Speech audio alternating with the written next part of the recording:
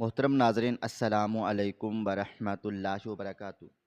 ہمارے والدین نے ایک لاوارث بچے کو گود لیا تھا جسے ہم سب سگا بھائی مانتے تھے۔ جوان ہونے کے بعد اس نے شہر کے ایک بڑے ہسپتال میں نوکری کر لی اور گھر میں بے تحاشا پیسہ لانے لگا۔ اس کے ساتھ ہی اس کے چہرے پر ایک عجیب سی تھکاوٹ اور اداسی رہنے لگی۔ ایک رات جب وہ ہسپتال کی ڈیوٹی سے واپس آیا تو اس کے کپڑوں پر خون کے نشانات تھے۔ میں نے اس کے کمرے میں جا کر اس کا بیگ چیک کیا تو اندر رکھی چیز دیکھ کر میرا سانس رک گیا، کیونکہ یہ کہانی اس وقت شروع ہوتی ہے جب میرے والدین نے ایک لاوارث بچے کو گود لیا تھا جس کا نام انہوں نے بڑے پیار سے حاشر رکھا تھا۔ مجھے اور میرے دوسرے بھائی کو وہ دن آج بھی کسی خواب کی طرح یاد ہے۔ ہمارے گھر میں اس وقت زیادہ خوشحالی نہیں تھی۔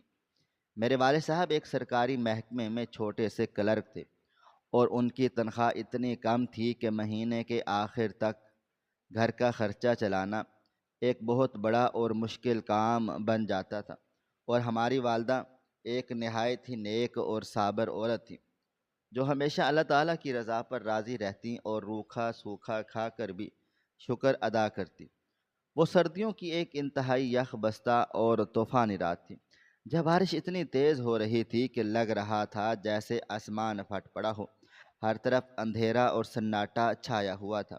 جب میرے والد ڈیوٹی سے گھر واپس آ رہے تھے تو راستے میں انہیں ایک کچرا کنڈی کے پاس سے کسی چھوٹے بچے کے رونے کی مدھم سی آواز سنائی دی۔ انہوں نے پہلے تو سوچا کہ شاید کوئی وہم ہے یا کسی بلی کے بچے کے رونے کی آواز ہے، لیکن پھر جب وہ آواز مسلسل آتی رہی تو وہ رک گئے اور اپنے سائیکل کو ایک طرف کھڑا کر کے اس اندھیرے اور کچرے میں اس آواز کا پیچھا کرنے لگے۔ وہاں ایک پرانے اور گیلے کپڑے میں لپٹا ہوا ایک انتہائی معصوم اور چھوٹا بچہ سردی سے کانپ رہا تھا اور رو رو کر اس کا برا حال ہو چکا تھا۔ میرے والد صاحب کا دل اس منظر کو دیکھ کر تڑپ اٹھا۔ انہوں نے بغیر کچھ سوچے سمجھے اس بچے کو اٹھا لیا اور اپنے کوٹ کے اندر چھپا کر گرمی دینے کی کوشش کی اور تیزی سے گھر کی طرف چل پڑے۔ گھر پہنچ کر جب انہوں نے وہ بچہ میری والدہ کے ہاتھ میں دیا تو میری والدہ زاروں قطار رونے لگی۔ انہوں نے فوراً اس گیلے اور ٹھٹھرتے ہوئے بچے کو تولیے سے صاف کیا، اسے گرم دودھ پلایا اور اسے اپنے سینے سے لگا کر سلا دیں۔ وہ رات ہمارے گھر کے لیے ایک نئی زندگی اور نئی امید لے کر آئی تھی۔ اگلے دن محلے والوں کو بھی پتہ چل گیا۔ سب نے میرے والدین کو مشورہ دیا کہ اس بچے کو کسی یتیم خانے یا فلاحی ادارے کے حوالے کر دیں، کیونکہ ہمارے اپنے مالی حالات پہلے ہی بہت زیادہ خراب تھے اور ایک اور بچے کی پرورش کرنا ہمارے لیے کسی بڑے امتحان سے کم نہیں تھا۔ لیکن میرے والدین، خصوصاً میری والدہ نے صاف انکار کر دیا تھا۔ ان کا کہنا تھا کہ یہ بچہ اللہ تعالیٰ کی طرف سے ان کے لیے ایک خاص تحفہ ہے اور وہ کسی بھی صورت اسے خود سے دور نہیں کریں گی۔ یوں حاشر ہمارے خاندان کا حصہ بن گیا اور ہم 3 بھائی ہو گئے، اور ہم نے کبھی حاشر کو غیر نہیں سمجھا اور نہ ہی والدین نے کبھی اس کے اور ہمارے درمیان رتی بھر بھی فرق کیا۔ بلکہ سچ تو یہ ہے کہ حاشر کو گھر میں ہم سب سے زیادہ اہمیت اور پیار ملتا تھا۔ بچپن کے وہ دن کس قدر خوبصورت اور بے فکرے ہوتے تھے۔ ہم تینوں بھائی مل کر گھر کے چھوٹے سے صحن میں کرکٹ کھیلتے، مٹی کے گروندے بناتے اور چھت پر چڑھ کر پتنگیں اڑایا کرتے تھے۔ حاشر بچپن ہی سے بہت خاموش طب اور انتہائی ذہین لڑکا تھا۔ وہ ہم سب سے زیادہ محنتی تھا۔ جب ہم کھیل کود میں مگن ہوتے تو وہ اپنی کتابیں لے کر کونے میں بیٹھ جاتا تھا اور گھنٹوں پڑھائی کرتا رہتا۔ اسے اس بات کا شدت سے احساس تھا کہ ہمارے والدین نے اسے ایک نئی زندگی دی ہے اور وہ اس زندگی کا قرض اتارنا چاہتا تھا۔ وہ اکثر میری والدہ کے پاس بیٹھ کر کہتا کہ امی جان، آپ فکر نہ کریں، جب میں بڑا ہو جاؤں گا تو میں ایک بہت بڑا ڈاکٹر بنوں گا اور آپ کے لیے دنیا کی ہر خوشی لا کر دوں گا۔ اور والدہ مسکرا کر اس کا ماتھا چوم لیتی۔ وقت گزرتا چلا گیا اور حاشر نے اپنی محنت اور لگن سے ہر کلاس میں پہلی پوزیشن حاصل کی۔ سکول سے لے کر کالج تک اس کی قابلیت کے چرچے تھے۔ کالج میں اچھے نمبروں کی وجہ سے اسے وظیفہ مل گیا اور اس کا داخلہ شہر کے سب سے بہترین میڈیکل کالج میں ہو گیا۔ یہ ہمارے گھر کے لیے ایک بہت بڑا دن تھا۔ والد صاحب نے خوشی سے اپنے دوستوں اور رشتہ داروں کی دعوت کی۔ گو کہ اس دعوت میں ان کی ساری جمع پونجی لگ گئی، لیکن ان کے چہرے کی خوشی دیدنی تھی۔ میڈیکل کالج کے 5 سال بہت کھٹن اور مشکل تھے، لیکن حاشر نے دن رات ایک کر دیا۔ وہ راتوں کو جا کر پڑھتا اور دن کو ہسپتال میں پریکٹس کرتا۔ بالآخر وہ دن بھی آ گیا جب وہ ایک ڈاکٹر بن گیا اور اس کی محنت پوری طرح رنگ لائی۔ اس کی ڈگری مکمل ہوتے ہی اسے شہر کے ایک بہت بڑے اور انتہائی مہنگے ہسپتال میں نوکری مل گئی تھی۔ یہ ہسپتال پورے ملک میں اپنی جدید ترین سہولیات اور مہنگے علاج کی وجہ سے مشہور تھا، اور وہاں نوکری ملنا کسی عام انسان کے بس کی بات نہیں تھی۔ حاشر کی نوکری لگتے ہی ہمارے گھر کی تقدیر جیسے راتوں رات بدل گئی۔ شروع کے 1-2 مہینے تو سب کچھ نارمل رہا۔ وہ خوشی خوشی جاتا اور واپس آ کر ہمیں بتاتا کہ میں نے کتنے مریضوں کا علاج کیا، لیکن پھر اچانک حالات نے ایک حیرت انگیز موڑ لیا۔ حاشر گھر میں اتنی بڑی تعداد میں پیسہ لانے لگا جس کا ہم نے کبھی تصور بھی نہیں کیا تھا۔ اس نے سب سے پہلے ہمارے پرانے اور خستہ حال گھر کو گرا کر ایک نیا اور شاندار گھر تعمیر کروایا، جس میں ہر قسم کی جدید سہولیات موجود تھیں۔ پرانے فرنیچر کی جگہ مہنگا اور درآمد شدہ فرنیچر آ گیا۔ والد صاحب جو ساری زندگی بسوں اور ویگنوں میں دھکے کھاتے رہے تھے، ان کے لیے ایک چمچماتی ہوئی نئی گاڑی آ گئی۔ گھر کے ہر کونے میں اے سی لگ گیا اور ہمارے دسترخوان پر اب سادہ دال روٹی کی جگہ روزانہ طرح طرح کے مہنگے اور لذیذ کھانے سجنے لگے۔ والدہ کے لیے سونے کے زیورات آ گئے اور ہم بھائیوں کو بھی اس نے ہر وہ چیز لا کر دی جس کی ہم نے کبھی خواہش کی تھی۔ والدین کی خوشی کا کوئی ٹھکانہ نہیں تھا اور وہ سارا دن محلے والوں اور رشتہ داروں کے سامنے حاشر کی تعریفیں کرتے نہیں تھکتے تھے۔ انہیں لگتا تھا کہ ان کی برسوں کی غربت اور تنگ دستی بالآخر ختم ہو گئی ہے، اور حاشر نے ان کے تمام دکھوں کا ازالہ کر دیا ہے۔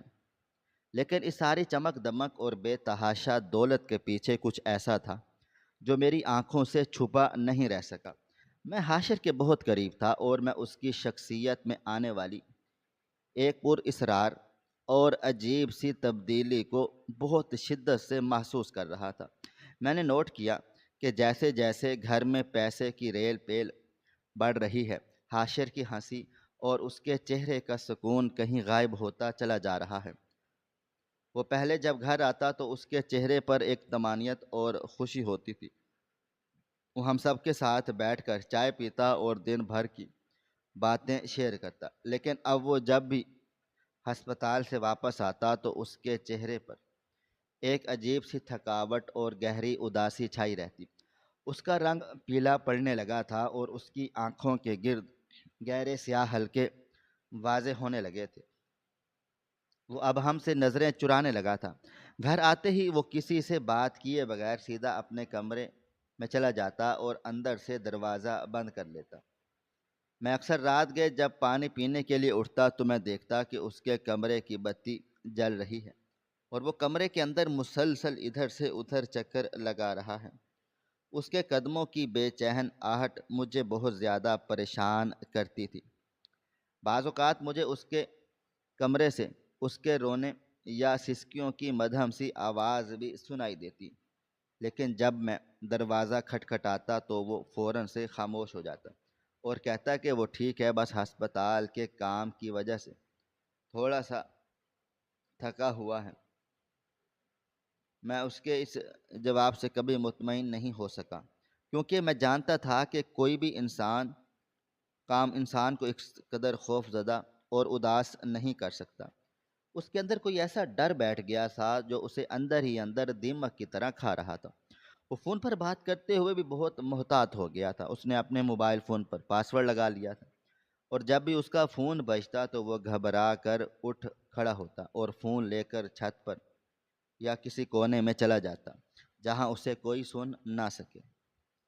ایک دن میں نے اسے اکیلے میں پکڑ لیا اور اس کے کندھے پر ہاتھ رکھ کر بہت پیار سے پوچھا، حاشر بھائی، آخر کیا بات ہے؟ تم اتنے پریشان کیوں رہتے ہو؟ تمہاری آنکھوں میں یہ کیسا خوف ہے؟ کیا ہسپتال میں کوئی مسئلہ ہے یا کسی نے تمہیں کچھ کہا ہے؟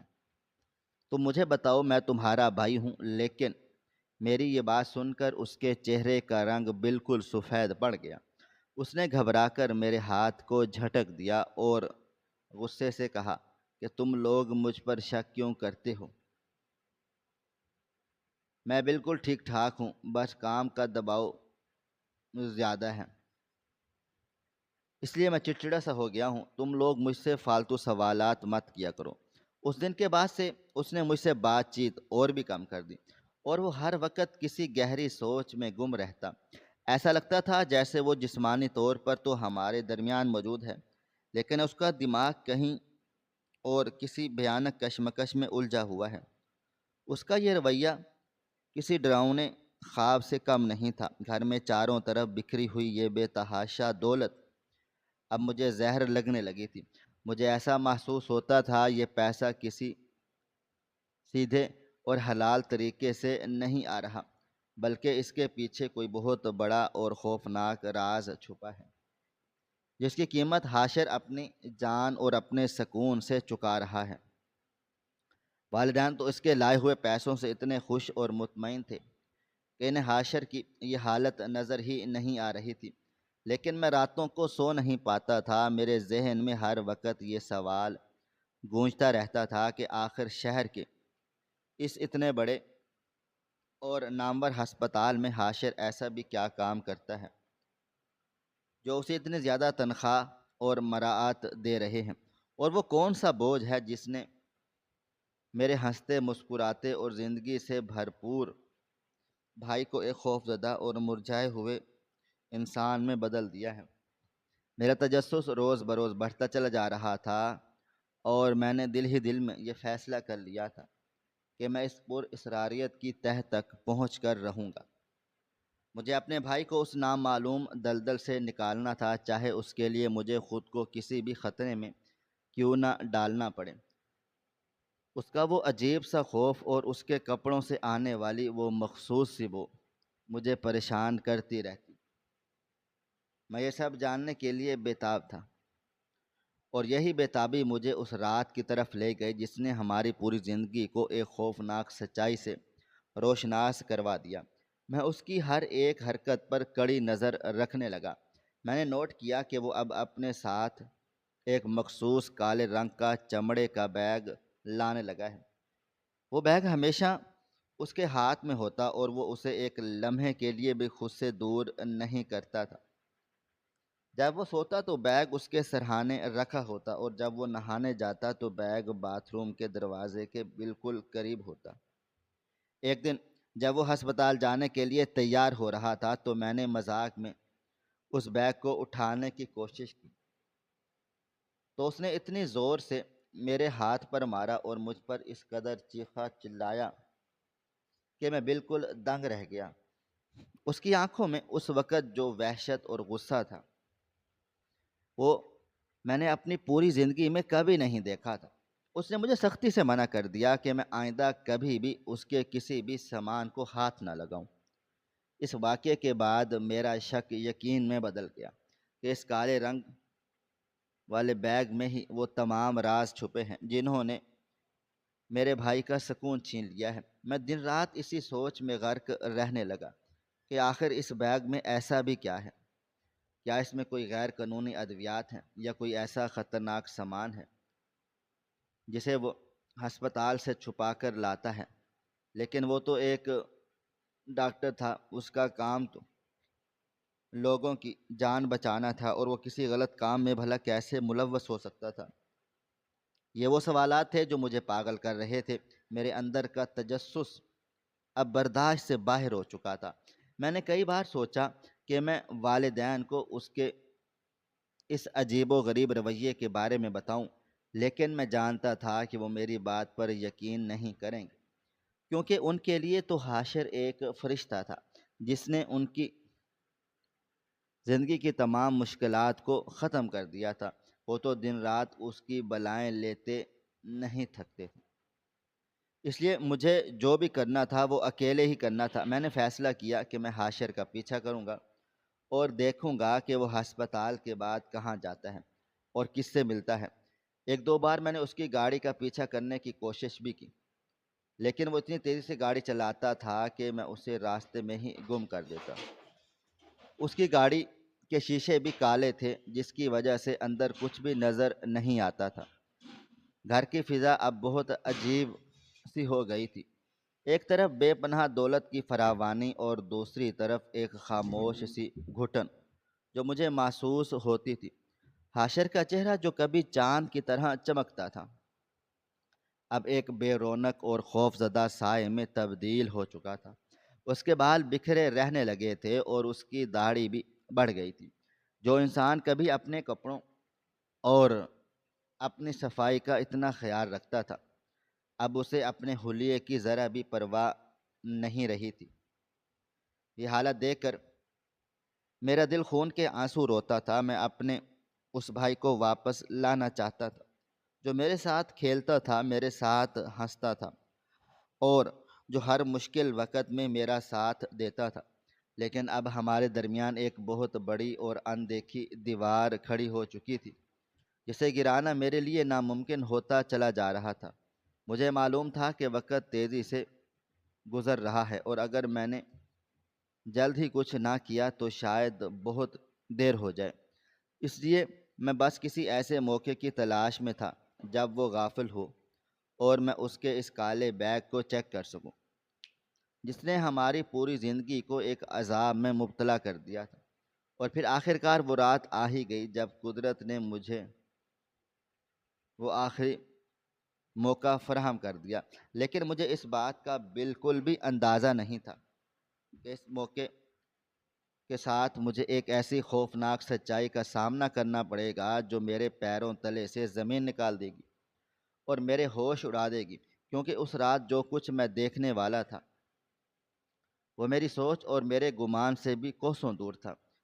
اور یہ سب کچھ اس وقت شروع ہوا جب حاشر نے اس بڑے ہسپتال کی نوکری کو اپنی زندگی کا مقصد بنا لیا تھا، اور ہم سب یہ سمجھے تھے کہ اب ہماری زندگی میں صرف خوشیاں ہی خوشیاں ہوں گی۔ لیکن ہمیں کیا معلوم تھا کہ یہ خوشیاں دراصل ایک بہت بڑے طوفان کا پیش خیمہ ہے جو سب کچھ تباہ کرنے والا ہے۔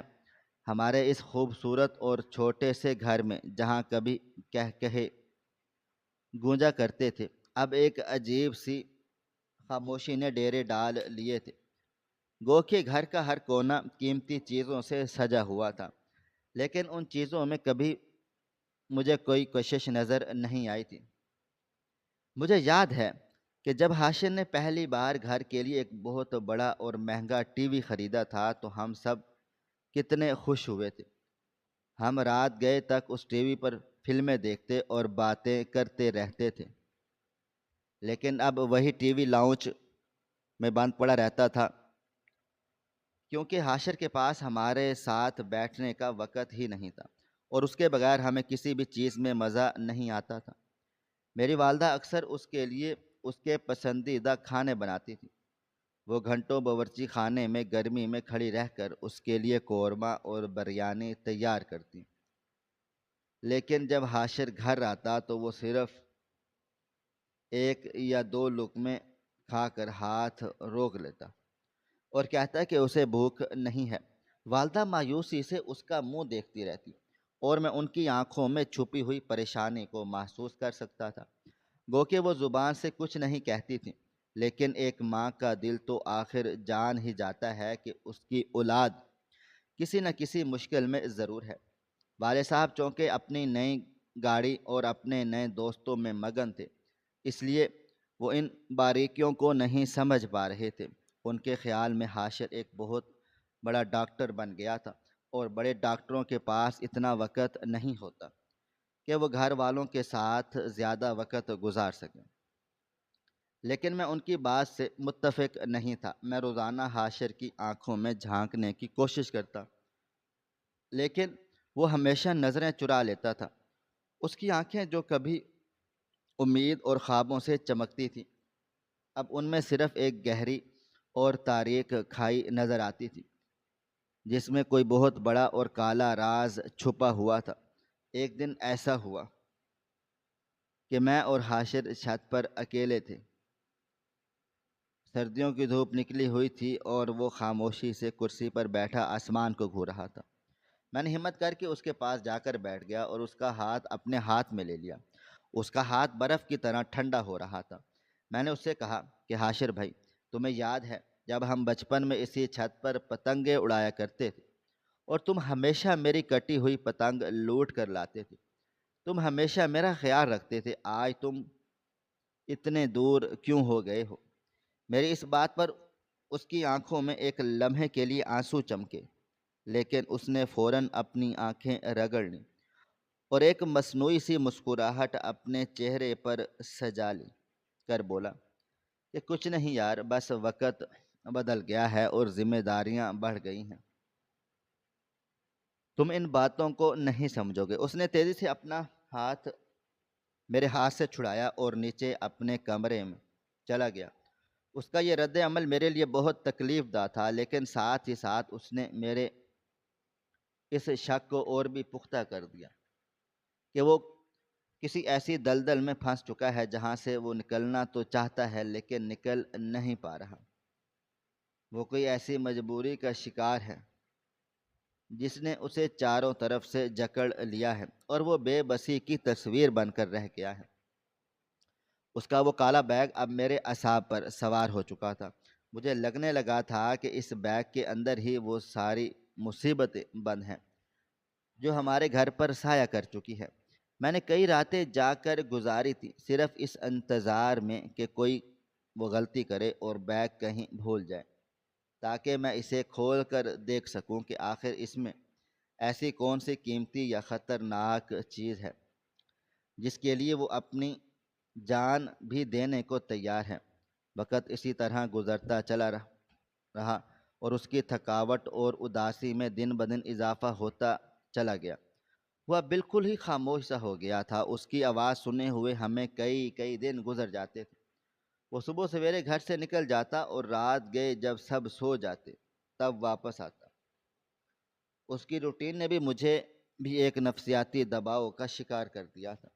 میں اپنی پڑھائی اور اپنے کام پر توجہ نہیں دے پا رہا تھا۔ میرا سارا دھیان صرف اور صرف حاشر اور اس کے اس پر اسرار روپ پر مرکوز ہو کر رہ گیا تھا۔ مجھے اس سے ہمدردی بھی تھی اور اس پر غصہ بھی آتا تھا کہ وہ ہم سے اپنا دکھ بانٹ کیوں نہیں رہا۔ ہم نے تو زندگی کا ہر دکھ سکھ ایک ساتھ سہا تھا، پھر آج وہ اکیلا اس آگ میں کیوں جل رہا ہے؟ مجھے اس کے بچائے ہوئے پیسوں سے کوئی غرض نہیں تھی، میں بس اپنا وہ پرانا حاشر واپس چاہتا تھا جس کے چہرے پر ایک معصوم سی مسکراہٹ ہوتی تھی اور جو ہمارے گھر کی رونق تھا۔ میں نے اس کے کمرے میں جا کر وہ کیا جو مجھے نہیں کرنا چاہیے تھا، لیکن میرے پاس اور کوئی بھی راستہ نہیں بچا تھا۔ میں جانتا تھا کہ سچائی جاننا میرا حق ہے اور اس سچائی تک پہنچنے کے لیے مجھے اس کالے بیگ تک پہنچنا ہی ہوگا، چاہے اس کی مجھے کوئی بھی قیمت کیوں نہ چکانی پڑے۔ میں ہر ایک سانس اور ہر ایک حرکت کا جائزہ لیتا رہا تھا۔ مجھے یاد ہے ایک رات وہ ہسپتال سے واپس آیا تو اس کے کپڑے پسینے سے مکمل طور پر بھیگے ہوئے تھے، حالانکہ وہ شدید سردیوں کی ایک رات تھی۔ وہ ہانپ رہا تھا جیسے وہ میلوں کا سفر پیدل طے کر کے آیا ہو۔ اس کی آنکھوں میں ایک ایسی وحشت تھی کہ میں اسے دیکھ کر ڈر گیا۔ اس نے کسی طرف دیکھے بغیر سیدھا اپنا کمرے کا دروازہ اندر سے لاک کر لیا اور میں باہر کھڑا اس کے بھاری سانسوں کی آواز سنتا رہا۔ میں نے کان لگا کر سننے کی کوشش کی تو مجھے لگا کہ وہ کسی سے فون پر دبے لفظوں میں بحث کر رہا ہے اور کہہ رہا ہے کہ اب وہ مزید یہ سب نہیں کر سکتا۔ لیکن دوسری طرف سے شاید اسے کوئی دھمکی دی جا رہی تھی، کیونکہ اس کی آواز میں ایک التجا اور بے بسی شامل ہو چکی تھی۔ وہ کہہ رہا تھا کہ میرے گھر والوں کو اس معاملے سے دور رکھو، میں تمہارا ہر کام کرنے کو تیار ہوں۔ یہ سن کر میرے پیروں تلے سے جیسے زمین ہی کھسک گئی۔ مجھے سمجھ ہی نہیں آ رہا تھا کہ وہ کس سے بات کر رہا ہے اور ہمارے گھر والوں کو کس سے بات کا خطرہ ہے۔ کیا وہ کسی مافیا کے چکر میں پھنس گیا ہے یا اس نے کسی سے کوئی بہت بڑا قرض لے لیا ہے؟ میں نے اسی وقت فیصلہ کر لیا تھا کہ اب پانی سر سے گزر چکا ہے اور مجھے ہر حال میں اس معاملے کی تہہ تک جانا ہے، اور اس کے لیے سب سے پہلا قدم اس کالے بیگ کی تلاشی لینا تھا جو اس وقت بھی اس کے پاس موجود تھا اور جس کے اندر یقیناً کوئی ایسا ثبوت یا کوئی ایسی چیز موجود تھی جو ساری پہیلی کو سلجھا سکتی تھی۔ میں بس اسی دن کا بے صبری سے انتظار کرنے لگا تھا جب وہ مجھ سے کوئی چھوٹی سی بھی چوک کرے اور میں اس کے کمرے میں داخل ہو کر اس کی زندگی کے اس بھیانک راز کو بے نقاب کر سکوں جو اسے دن رات کھائے جا رہا تھا اور جس کی وجہ سے ہمارا ہنستا بستا گھر ایک پر اسرار خاموشی اور خوف کا شکار ہو چکا تھا۔ یہ سب کچھ اتنا الجھا ہوا اور خطرناک لگ رہا تھا کہ میں اکیلا اس بوجھ کو اٹھا کر تھک چکا تھا، لیکن میرا بھائی میری اور میرے والدین کی جان کی خاطر اپنی جان داؤ پر لگا چکا تھا، جس کا اندازہ مجھے بعد میں ہونے والا تھا۔ میں اسی سوچ میں گم تھا کہ کب وہ غلطی کرے اور کب میں اس بیگ تک پہنچوں۔ وہ رات بہت بھاری تھی۔ جب وہ فون پر بات کر کے واش روم کی طرف گیا، اس نے جلدی میں دروازہ ٹھیک سے بند نہیں کیا، اور یہی وہ موقع تھا جس کا مجھے شدت سے انتظار تھا۔ میں دبے قدموں اس کے کمرے میں داخل ہوا۔ میرا دل اتنی زور سے دھڑک رہا تھا کہ مجھے لگا جیسے میری پسلیاں ٹوٹ جائیں گی۔ وہ نہا رہا تھا، اسے ابھی کچھ دیر لگنی تھی۔ بیڈ پر وہ کالا بیگ پڑا تھا جس پر ہلکے ہلکے خون کے نشانات تھے۔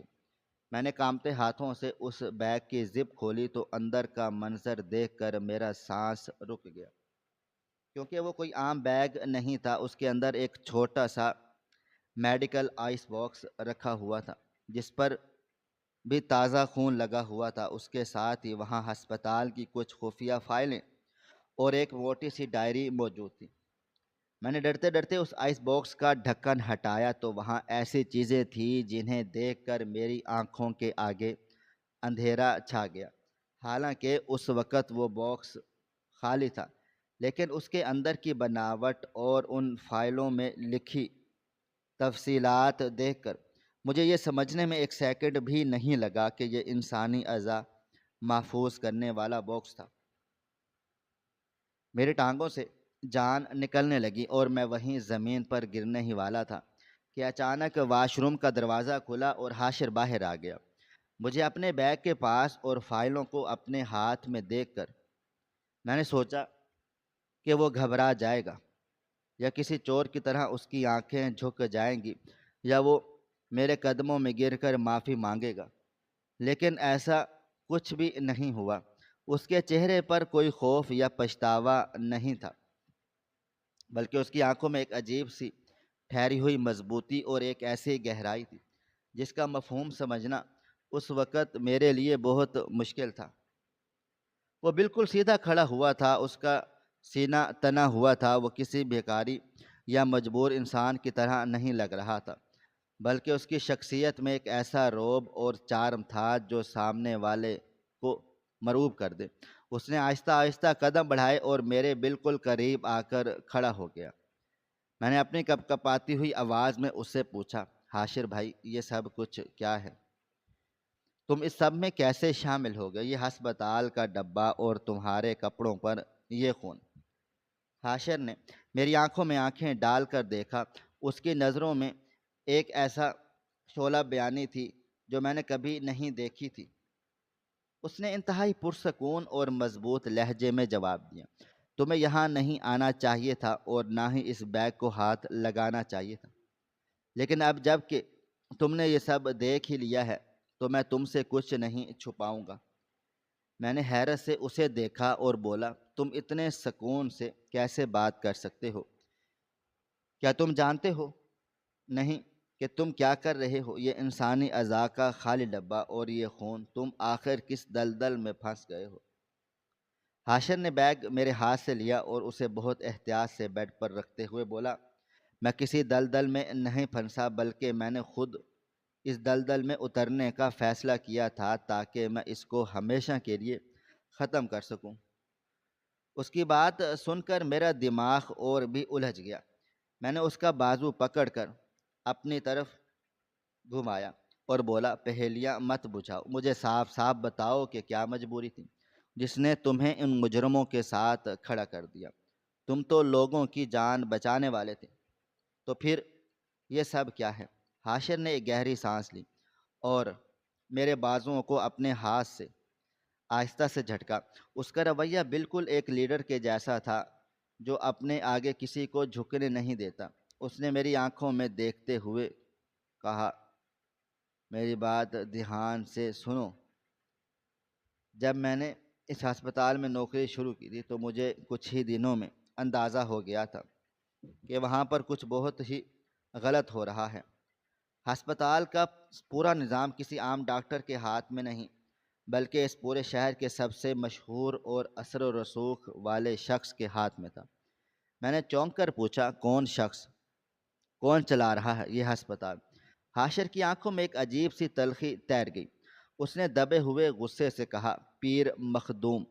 ہاں، وہی جیلی پیر جس کے آستانے پر اس شہر کے ہزاروں لاکھوں لوگ مرادیں مانگنے آتے ہیں، وہی پیر جس کو لوگ اپنا روحانی پیشوا مانتے ہیں۔ وہ اس گھناؤنے نیٹ ورک کا ماسٹر مائنڈ ہے۔ میرا تو جیسے سانس ہی رک گیا۔ میں نے پوچھا، پیر مخدوم؟ وہ تو لوگوں کا مفت علاج کرواتا ہے، اپنے آستانے پر میڈیکل کیمپ لگاتا ہے۔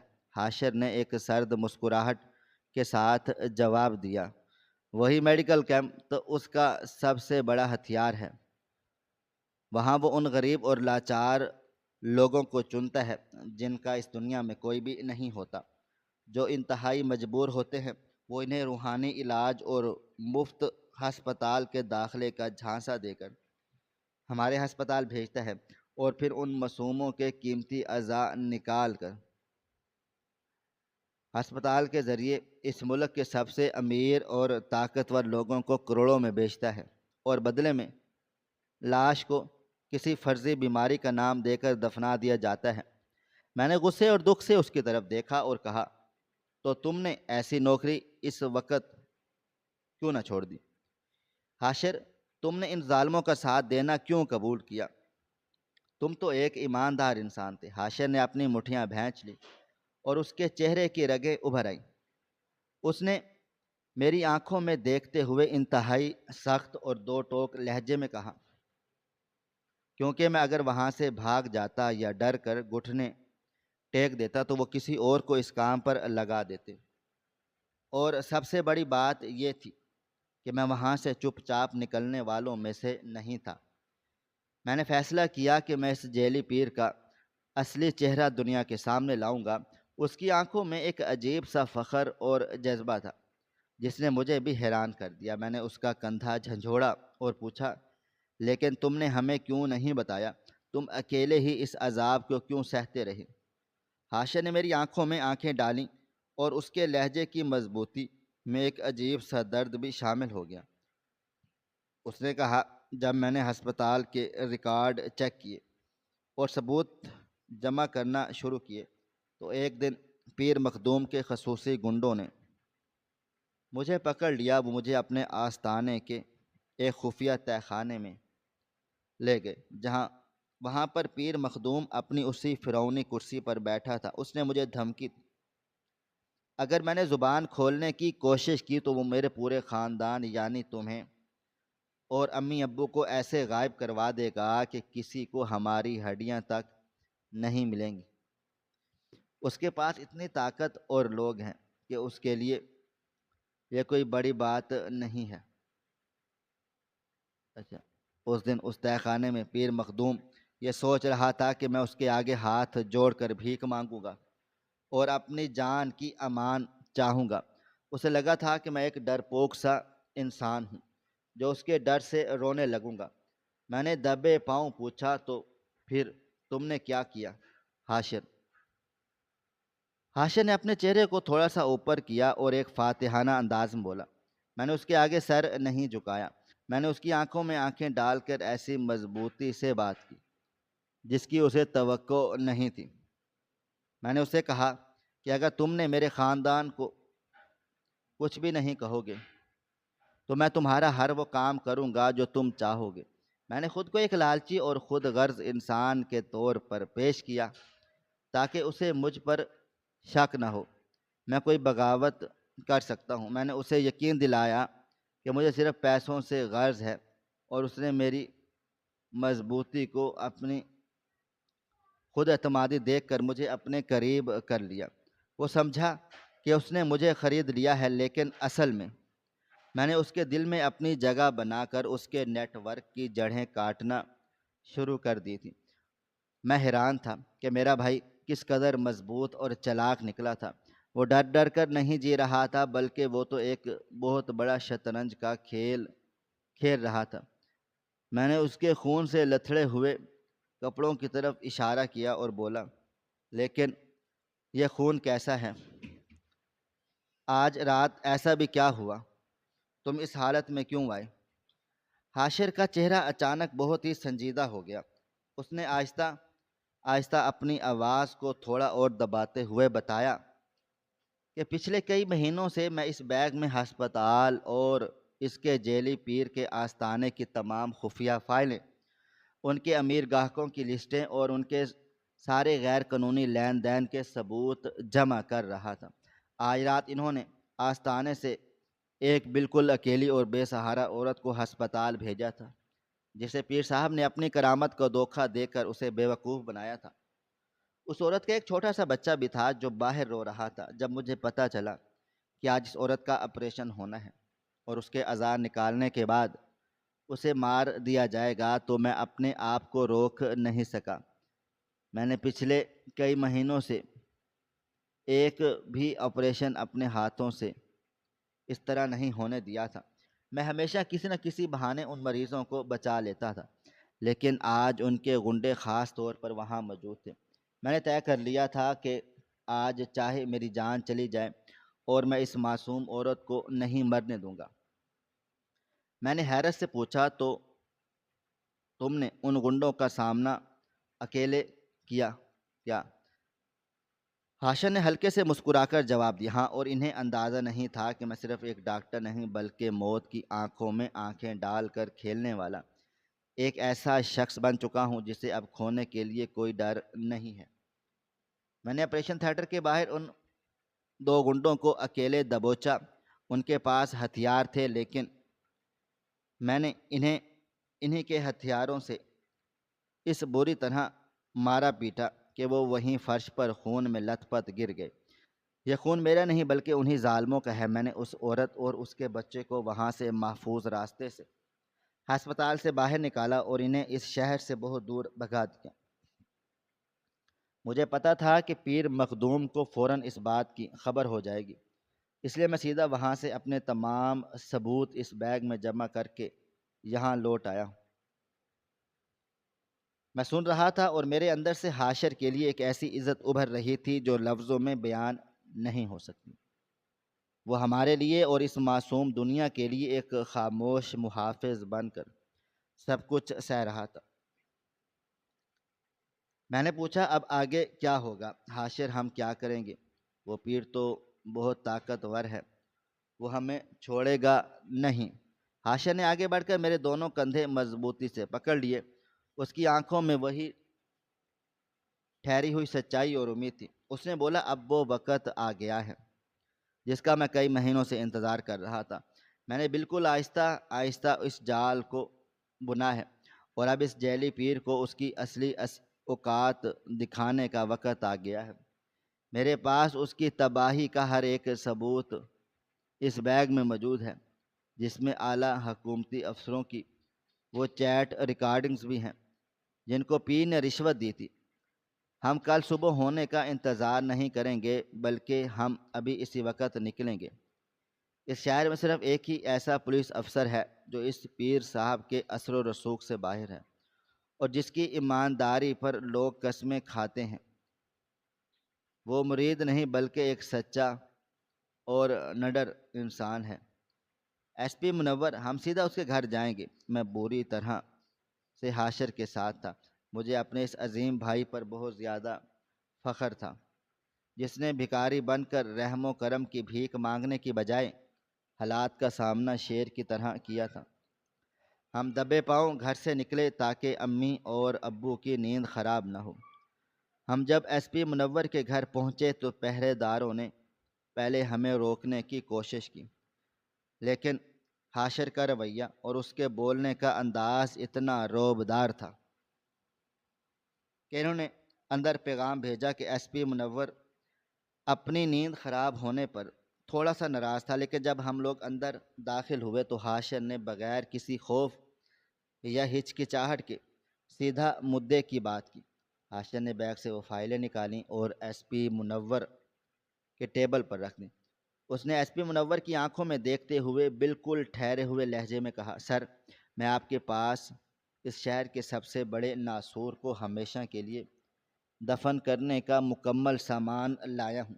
یہ وہ ثبوت ہیں جو اس شہر کے اس گھناؤنے شخص کی گردن میں پھندا ڈال سکتے ہیں جسے لوگ پیر مخدوم کے نام سے پوجتے ہیں۔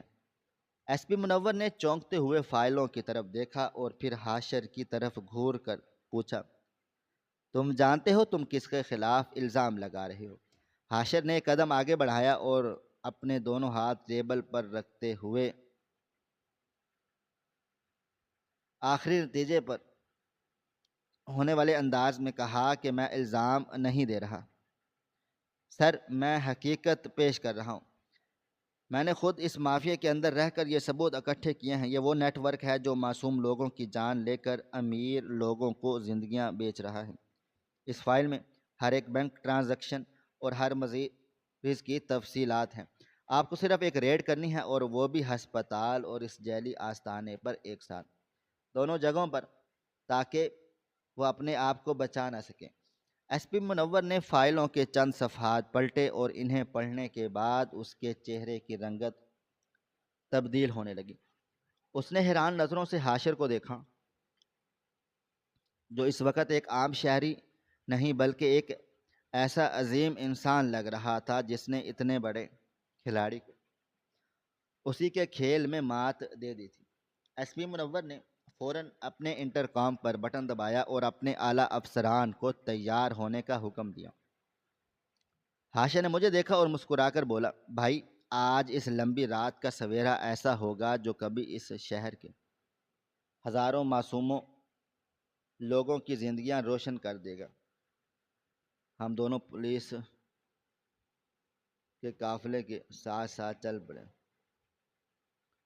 اور پیر آستانے کی طرف روانہ ہوئے۔ جب ریڈ ہوئی تو آستانے پر موجود لوگوں نے پولیس کو روکنے کی کوشش کی اور پیر مخدوم نے اپنا عوام اور دھرم کارڈ کھیلنے کی کوشش کی، لیکن ایس پی منور سیدھا اس کے مقدس حجرے میں جا کر اس کے ان خفیہ درازوں کو توڑ دیا جہاں غریب مریضوں کو بھیجنے سے پہلے بند رکھا جاتا تھا۔